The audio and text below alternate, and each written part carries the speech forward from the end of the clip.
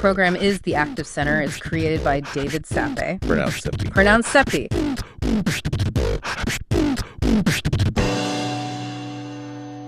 You know, have you ever really stopped to think about the power you hold every single day? It turns out that every choice you make, from the really tiny ones to the huge ones, sends out a signal that literally shapes the world around us. So let's dive into how that actually works. Okay, so let's kick things off with a simple question. That cup of coffee you might have grabbed this morning, was that an economic act? The answer? Oh, it's a huge yes. And I promise by the end of this, you'll see exactly how that one small purchase connects to a much, much bigger story. To get that story, first we've got to meet the main characters. See, when you really boil it all down, the entire economy is basically just a relationship, a conversation between two fundamental groups. So on one side, you have the consumer, that's you and me, buying that coffee. We're using a product.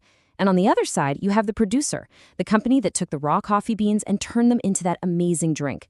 But here's the cool part. Most of us, well, we're actually both, and we're constantly switching back and forth between these roles every single day. Right. So think about it. As consumers, we're the ones drinking the coffee or using an app on our phones. But then maybe we go to work and become producers. We might be the ones roasting those beans or writing the code for that software.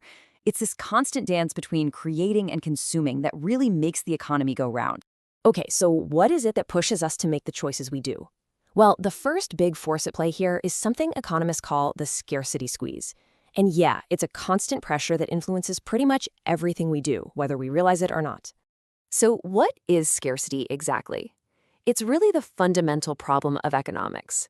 We all have unlimited wants. There's always something else we'd like to have or do. But we live in a world with limited resources. To put it simply, we just can't have everything we want whenever we want it. Now, scarcity isn't just one big thing. It kind of operates on two different levels.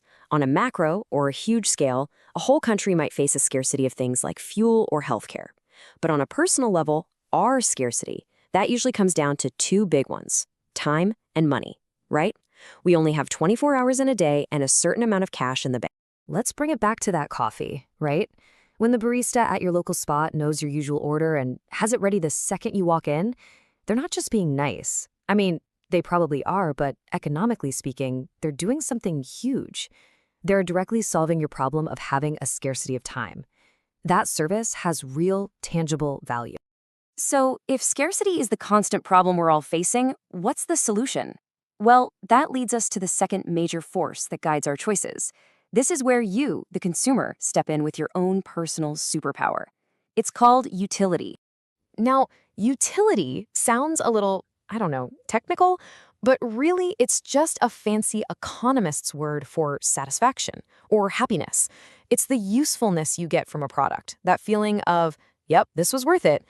And producers, well, they operate on the assumption that you are always trying to squeeze the most satisfaction, the most utility out of your limited resources. And this whole idea is built on a really fundamental assumption in economics, that we as consumers are rational.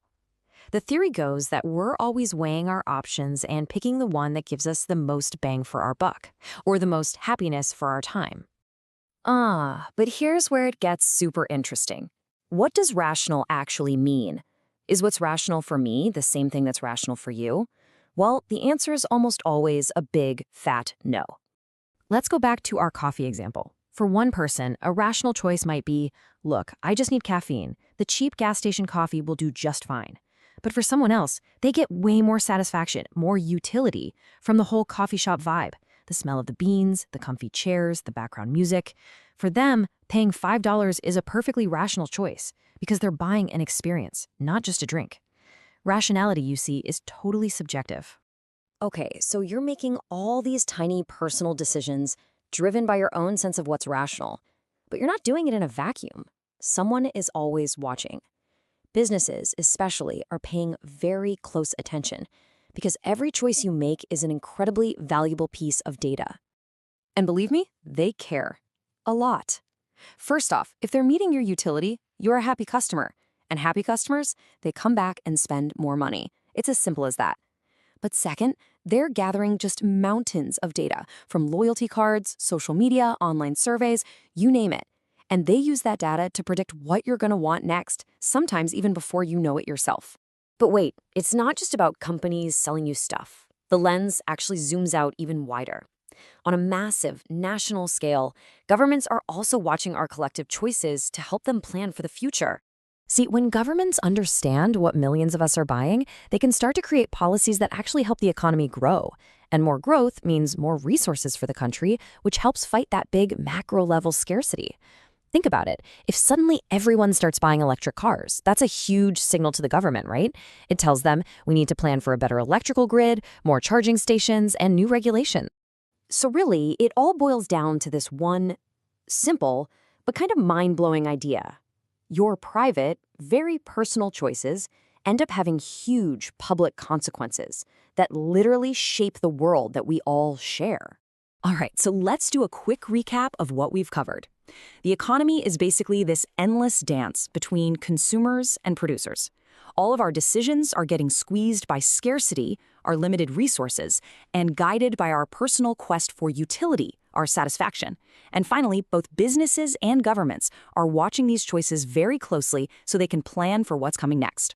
Which leaves us with one last thing to think about. If every choice we make is a signal we're sending out into the world, and every dollar you spend is basically a vote for the kind of world you want to live in, what are you voting for?